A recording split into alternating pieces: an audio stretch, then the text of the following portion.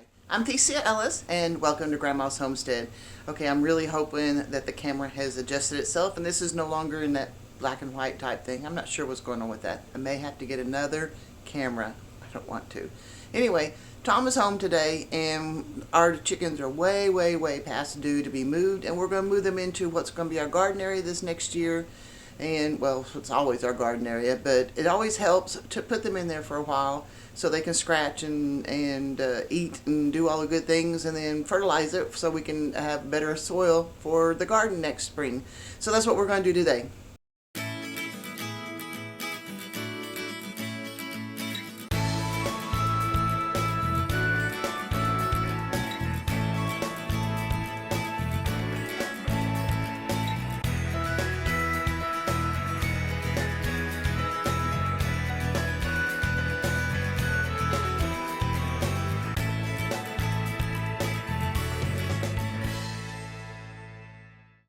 So the first thing we need to do is between this T-post and that one, we got a makeshift fence here. We're going to pull it down and set it aside. And then I may do something different to close this gap. I don't know. It's according to what I have. But that's the first thing we got to do, because what we're going to do is we're going to put them in this area here.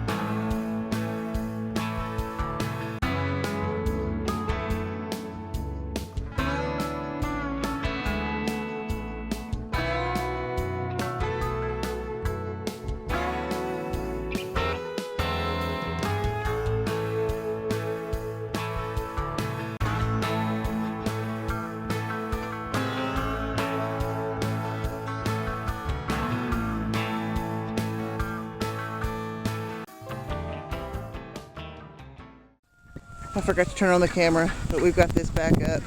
The ducks are in, several of the chickens, and several are not. But you know what? They can fly. They'll figure it out. Alright, as you can see, I have a different camera. And it's a cheap one. I guess that's what I'm just going to have to do for a little while, is keep on doing cheap cameras and let them wear out until I can eventually get me a good one. But the type of work I do and stuff too, I don't know. I don't want to spend too much money on a camera to break it, you know, dropping it out with the pigs or something. So I'm not sure what I'm going to do, but at least this is in color. I don't know what was going on with the other one.